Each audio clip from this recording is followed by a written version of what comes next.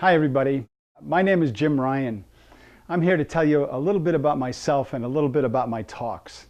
My talks are uplifting and empowering. The talks are about being happy, being at your best every day, feeling good throughout the day. And I always begin a talk with a question. I have a question before we start. Raise your hand if you'd rather not feel good during the day. Raise your hand. Who would rather not feel good? Come on, I know you're out there. No, we all want to feel good. But so often we get, it gets buried in the day-to-day. We have our home, we have our family, we have our kids, we have our parents, we have the shopping, we have so many responsibilities.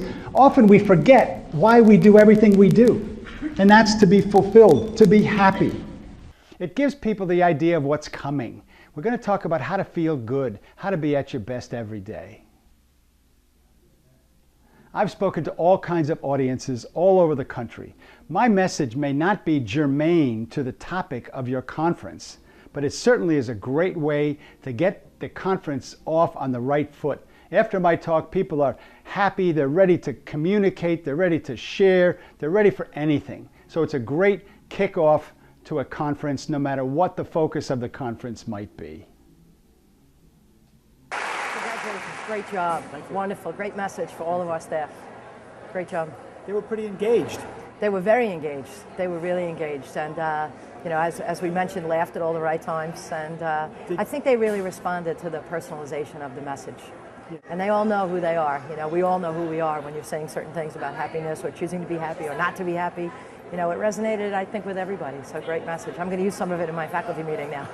Good. So great job, really. At some point during the year, I'd like to give you a call so that maybe we can bring you in and have you talk with the PTA or our student leadership, because your message is just great for everybody. It is. I was really, impressed with the way that you're really able to hold the crowd's attention, because, I know, this bunch here, and they can be definitely a tough crowd at times. And so, to get that response from them the way you did, definitely said something about what you were presenting.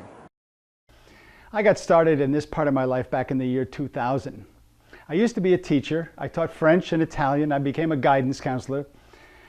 And along the way, I went into business. But I've always been interested in personal development. I've always read a lot. I've gone to seminars, listened to tapes. And back in the year 2000, I just realized I had all of this stuff in my head. So I said to myself, I got to get this stuff out of my head.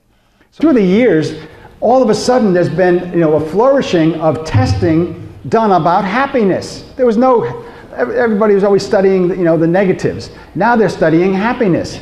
And the prevailing wisdom these days says out of our happiness quotient of 100%, the studies show 50% of our happiness is genetic.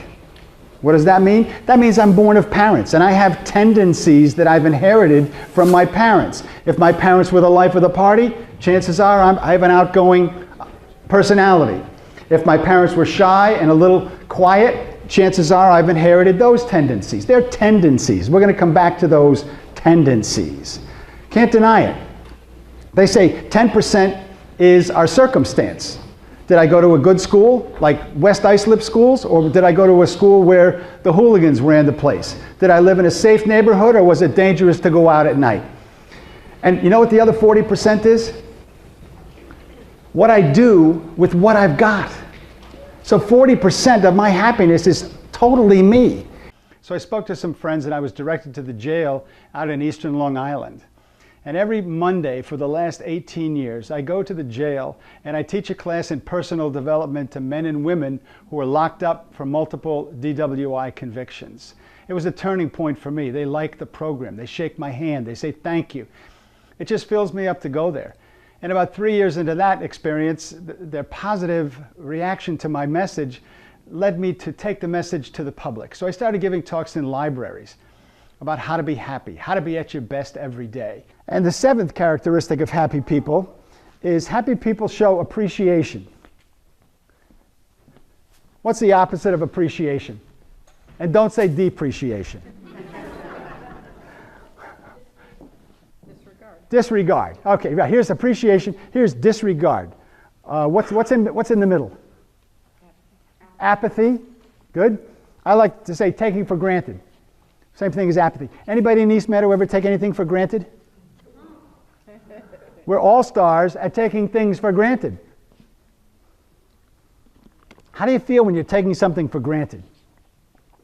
I never heard anybody say, yeah, I'm taking that for granted. Makes no sense, but we do it all the time. We take so much for granted. And we said we want to feel good.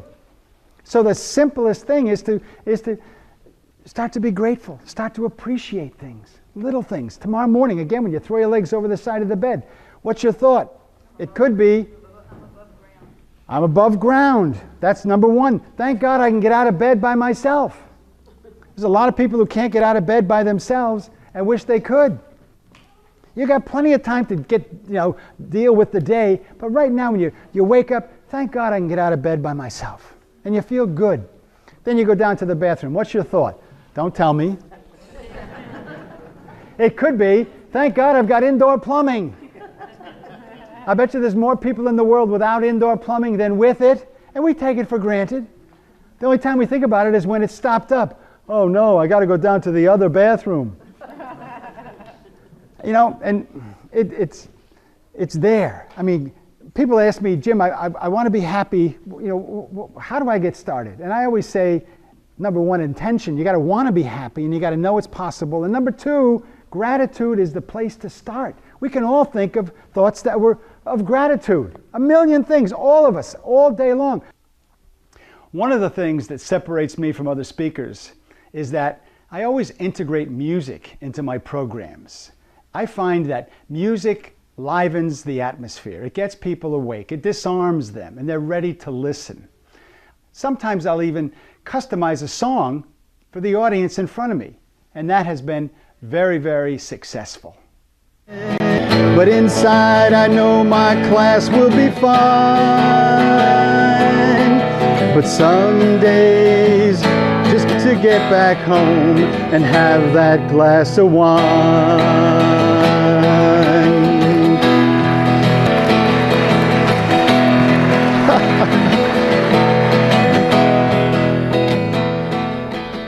I have a couple of signature talks that have been very, very popular. People love these talks. The first one is 8 characteristics of happy people. And the 6th characteristic of happy people is happy people understand they have options.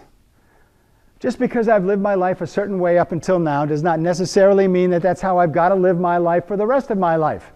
Simple, right? Not easy. But it starts tomorrow morning. I want you to pay attention. When you throw your legs over the side of the bed and stand up, are you one who says, "Good God, morning"? Or are you one who wakes up and says, "Good morning, God"? And the second one is managing thought, the key to success in business and in life. He says so often we'll see something in nature, maybe it's a beautiful flowering tree in the springtime, or somebody walking a cute dog, or a piece of beautiful music that we can relate to, and we enjoy it. But then we go on to the next thought. It just comes and goes. He says if you can embrace that thought for 15 seconds, whatever that pleasurable thought is, really embrace it and feel good about it, that creates a pathway in your brain. Little teeny pathway. And again, the more you do it, the more the pathway gets, that path gets deeper and deeper. It's just like you walk through the woods once, it means nothing. You keep following the same path in the woods, you beat a path, and then you know where you're going, and that tendency can be one that you choose to create in your life.